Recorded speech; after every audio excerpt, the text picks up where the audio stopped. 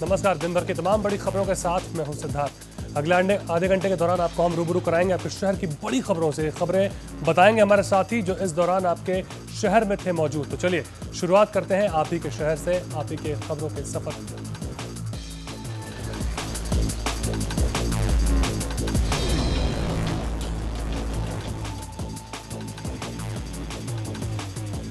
राजस्थान में एसबीसी को 5% आरक्षण देने की मांग ने एक बार फिर जोर पकड़ लिया है। गुर्जरों की मांग को लेकर समाज का 21 सूत्रीय प्रतिनिधिमंडल जयपुर पहुंचा। मीडिएटर की भूमिका निभा रहे ऊर्जा मंत्री डॉक्टर जितेंद्र सिंह से मुलाकात की। गुर्जर नेताओं का कहना है कि जयपुर आए हैं तो फैसला करके ही जाएंगे, उसके बाद ही आगे की रणनीति तैयार की जाएगी और सरकार से वादे के मुताबिक 5% आरक्षण समेत अन्य मुद्दों पर तुरंत फैसला करने की मांग की है। साथ ही मुख्यमंत्री सहित सरकार को चेतावनी भी दी है कि सकारात्मक रवैया नहीं अपनाने पर कल से शांतिपूर्वक आंदोलन शुरू कर दिया जाएगा। मुख्यमंत्री ने सकारात्मकता दिखाई है, 200 करोड़ रुपए सहायता के लिए भी दिए हैं। स्कॉलरशिप, कॉलेज, स्कूल और स्कूटी की मांग पूरी की है। अब देखना ये है कि अगर सरकार ने आज कोई फैसला नहीं लिया तो कल गुर्जर नेता क्या रणनीति अपनाते हैं। इस्तीफे को लेकर लगातार बनाए जा रहे दबाव के बीच मुख्यमंत्री डॉक्टर रमन सिंह ने अपनी सफाई में और कांग्रेस को जवाब देते हुए अपने मंत्रियों को मैदान में उतारा है। जल संसाधन मंत्री रामविचार नेताम और कृषि मंत्री चंद्रशेखर साहू ने डॉक्टर रमन सिंह की ओर से जवाब देते हुए कांग्रेस को करारा जवाब दिया है। रामविचार नेताम ने केंद्र सरकार पर गंभीर आरोप लगाते हुए ये बात कही है कि जिन 7 कंपनियों को बिना अनुशंसा के आधार पर केंद्र सरकार ने कोल ब्लॉक आवंटित किए हैं, वे उन लोगों की कंपनियां हैं जो मनमोहन कैबिनेट में केंद्रीय मंत्री के तौर पर सरकार में बैठे हुए हैं।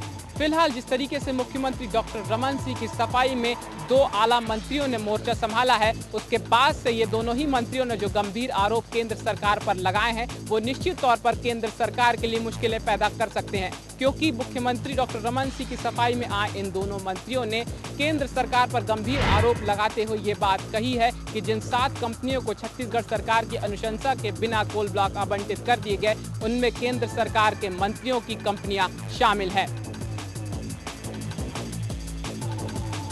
खबर भारती ने फिर निभाया अपना सरोकार।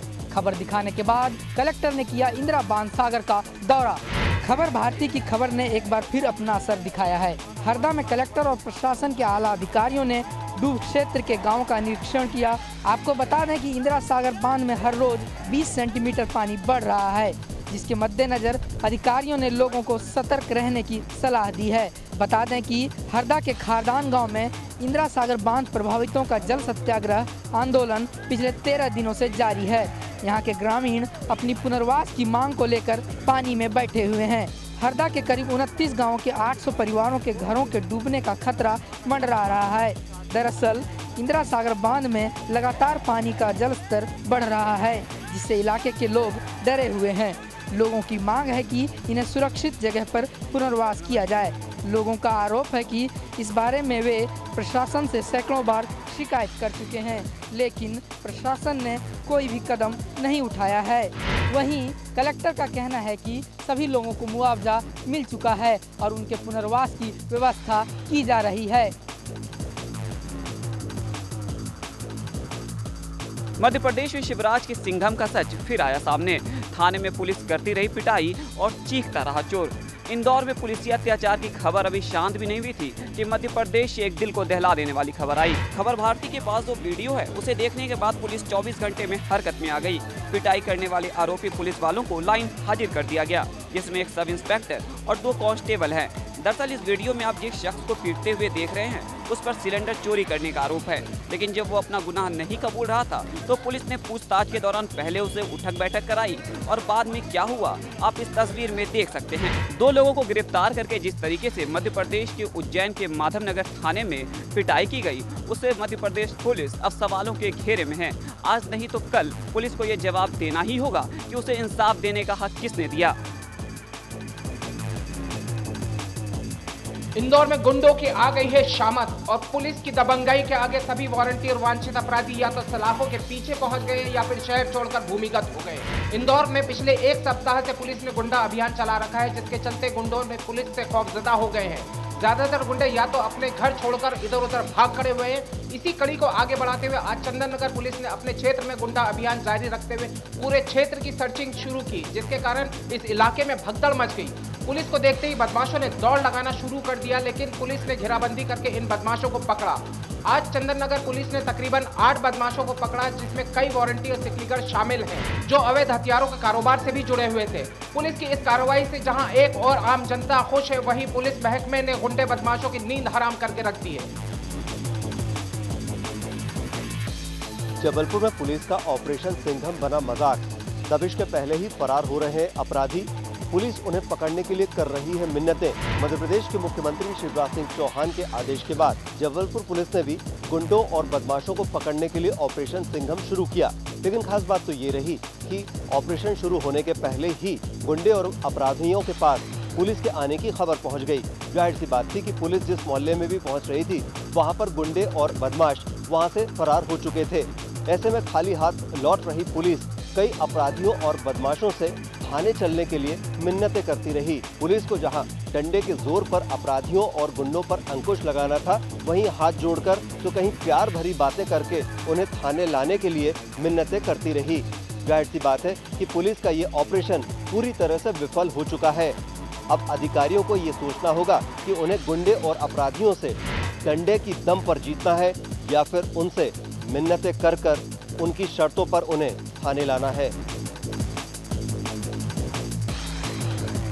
छत्तीसगढ़ के कई इलाकों में भारी बारिश के कारण बने बाढ़ के हालात। बारिश की वजह से प्रदेश के कई इलाकों में बाढ़ के हालात बन गए हैं। जहां कांकेर में नदियों का जलस्तर बढ़ गया है, वहीं राजनांदगांव धमतरी में पानी खतरे के निशान के ऊपर जाने के कारण राजनांदगांव के मोगरा बैराज के 3 गेट खोल दिए गए हैं। इस डैम से शिवनाथ नदी में 12,000 क्यूसेक पानी छोड़ा गया है।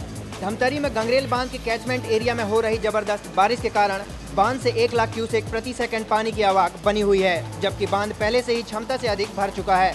बांध की क्षमता बनाए रखने के लिए सभी 14 गेट खोल दिए गए हैं, जिससे प्रति सेकंड 17,000 क्यूसेक पानी महानदी में छोड़ा जा रहा है। इधर गंगरेल बांध के कैचमेंट एरिया कांकेर क्षेत्र में कुछ दिनों से भारी बारिश होने के कारण बांध में भारी तादाद में पानी की आवक हो रही है। प्रशासन ने नदी के निचले हिस्सों में हाई अलर्ट जारी कर दिया है। महानदी डूब क्षेत्र में रहने वाले लोगों को भी अलर्ट रहने को कहा गया है। बुरहानपुर में ताप्ती नदी उफान पर, प्रशासन ने निचले इलाकों में जारी किया हाई अलर्ट। बुरहानपुर में हो रही तेज बारिश के चलते ताप्ती नदी का जलस्तर खतरे के निशान से 7 फीट ऊपर पहुंच गया है। लगातार बारिश से अमरावती रोड स्थित ताप्ती नदी का छोटा पुल और राजघाट स्थित मंदिर डूब चुके हैं।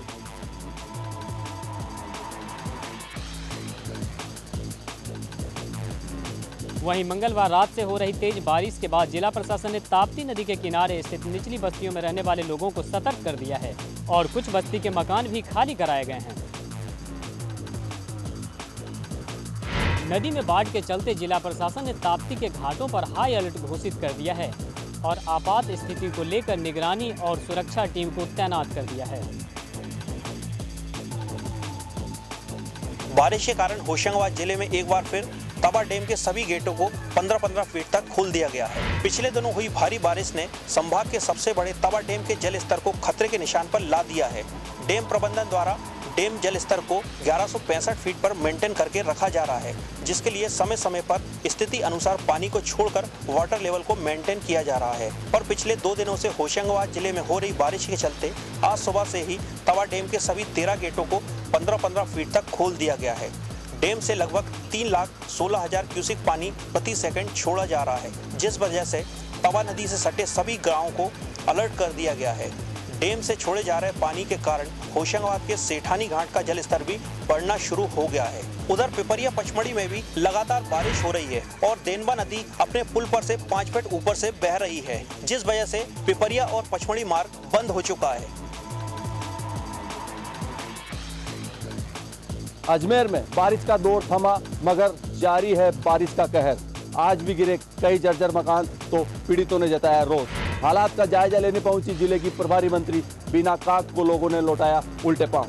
अजमेर में पिछले 2 दिनों से लगातार जारी मूसलाधार बारिश का दौर तो थम गया है, मगर बारिश का कहर अभी भी लगातार जारी है। और इसी कहर के चलते आज सुबह नया बाजार के घी मंडी इलाके की मोदियान गली में एक 3 मंजिला खाली मकान भरभरा कर गिर गया।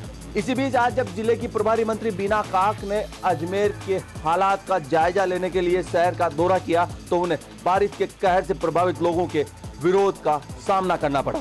खास बात यह रही कि मंत्री महोदय ने पीड़ित लोगों की परेशानियों का जायजा अपनी सरकारी कार में बैठे बैठे ही लिया। यही वजह थी कि पहले से ही हालात के मारे लोग मंत्री की इस हरकत के बाद उखड़ गए और गुस्साए लोगों ने न सिर्फ मंत्री बीना काक की कार का घेराव कर दिया बल्कि सरकार और कांग्रेस पार्टी के खिलाफ जोरदार नारेबाजी भी की। बारिश के बाद अजमेर में लगातार बद से बदतर हुए हालात ये बताने के लिए काफी है कि जिले में किए गए आपदा प्रबंधन पूरी तरह नाकाम साबित हुए हैं। आधे घंटे की बारिश ने बिगाड़े हालात। श्री गंगानगर में आज महज आधे घंटे की बारिश ने पूरे शहर की व्यवस्था को बिगाड़ कर रख दिया। निचले इलाकों में 3 से 4 फीट पानी भर गया और सड़कें नहरों में तब्दील हो गई। ऐसे में वाहन बंद हो रहे हैं और आम आदमी परेशान आम आदमी व्यवस्था को कोस रहा है। आपको बता दें कि मानसून से पहले नगर परिषद प्रशासन ने पानी निकासी के लिए बड़े बड़े दावे किए थे। नालों से सिल्ट निकालने के नाम पर लाखों रुपए का बजट खर्च किया गया, लेकिन आज उसकी पोल खुल रही है। सरकारी कागजों में खर्च हुआ बजट अब सड़कों पर पसरे गंदे पानी के रूप में अपना रंग दिखा रहा है। अब फिर से बादल घिर रहे हैं और लोगों की परेशानी बढ़ रही है। ऐसे में बड़ा सवाल यही है कि अगर श्री गंगानगर में भी जयपुर की तरह भारी बारिश होती है तो शहर के हालात क्या होंगे और उसका जिम्मेदार कौन होगा। सीवरेज की खुदाई के चलते लगातार परेशान लोग अब पीडब्ल्यूडी विभाग की मनमानी के चलते परेशान हैं। जिला प्रशासन ने लोगों की सहूलियत और लोगों की मांग को देखते हुए बारिश के दिनों में खुदाई पर रोक लगा दी थी और इसके चलते ही सीवरेज की खुदाई के सारे काम बंद कर दिए गए थे। लेकिन उसके बाद पीडब्ल्यूडी विभाग ने खुदाई शुरू कर दी है, जिसके चलते लोग परेशान हैं। सवाल ये भी है कि प्रशासन के आदेश के बाद आखिर पीडब्ल्यूडी विभाग के अधिकारी ये काम कैसे कर रहे हैं। निश्चित रूप से कहीं न कहीं जिला प्रशासन के द्वारा जारी किया गया फरमान नाकाफी मालूम होता है। अब देखना होगा कि क्या जिला प्रशासन ऐसे अधिकारियों के खिलाफ कोई कार्रवाई करता है। लोक सेवा गारंटी अधिनियम का पालन न करने पर सामूहिक लगा जुर्माना। हितग्राही मूलक योजनाओं के लाभ के लिए लंबे समय से चक्कर कटा रहे थे अधिकारी। रीवा जिले के नई गढ़ी तहसील में आज जाति निवास और राशन कार्ड के आवेदन कई महीनों से धूल खा रहे थे। कार्यालय में पदस्थ कर्मचारियों ने न केवल हितग्राहियों को चक्कर कटवाया बल्कि दुत्कारा भी। ये हितग्राही 1 महीने से अधिक समय तक नई गढ़ी तहसील के कर्मचारियों के चक्कर काटने के लिए मजबूर थे, लेकिन इनकी किसी ने एक नहीं सुनी। लोक सेवा गारंटी की म्याद खत्म होने के बाद अपीली अधिकारी कलेक्टर SN रूपला के पास आवेदन प्रस्तुत हुए। कलेक्टर ने इन्हें दोषी पाया और 11 हितग्राहियों को जुर्माना राशि देने के सख्त निर्देश दिए। मामला सामने आने के बाद कमिश्नर ने सख्त निर्देश जारी किए हैं और यह राशि 250 रुपए से लेकर 5000 रुपए तक की कर दी है। साथ ही गलत जानकारी देकर आवेदन निरस्त करने पर 500 रुपए प्रतिदिन के हिसाब से जुर्माना अधिकारियों पर ठोका जाएगा। मध्य प्रदेश के आयुष डॉक्टर अपनी 4 सूत्रीय मांगों को लेकर अनिश्चितकालीन हड़ताल पर चले गए हैं। उनका मानना है कि यदि सरकार ने उनकी मांगे नहीं मानी तो वे CM हाउस का भी घेराव करेंगे। डॉक्टरों की हड़ताल में आयुर्वेद, होम्योपैथी और यूनानी के संविदा, निजी और इंटर्न डॉक्टर शामिल हैं। आयुष डॉक्टरों की हड़ताल को दूसरे चिकित्सा संगठनों का भी समर्थन मिल गया है। NRHM में 600 आयुष डॉक्टरों की भर्ती की जाए। एसोसिएशन ने अनिश्चितकालीन हड़ताल जारी रखने की चेतावनी दी है और मांगे नहीं मानी तो उनका कहना है कि वो CM हाउस तक का घेराव करने से नहीं चूकेंगे। मध्य प्रदेश सरकार पर वादा खिलाफी का आरोप लगाते हुए करीब 24,000 डॉक्टरों ने अनिश्चितकालीन हड़ताल का फैसला लिया है। यदि उनकी मांगे जल्दी नहीं मानी गई तो हो सकता है आने वाले समय में स्वास्थ्य सेवाएं पूरी तरह प्रभावित हो जाएं। वक्त एक छोटे से ब्रेक का है। ब्रेक के बाद बात होगी आप ही के शहर की कुछ और खबरों।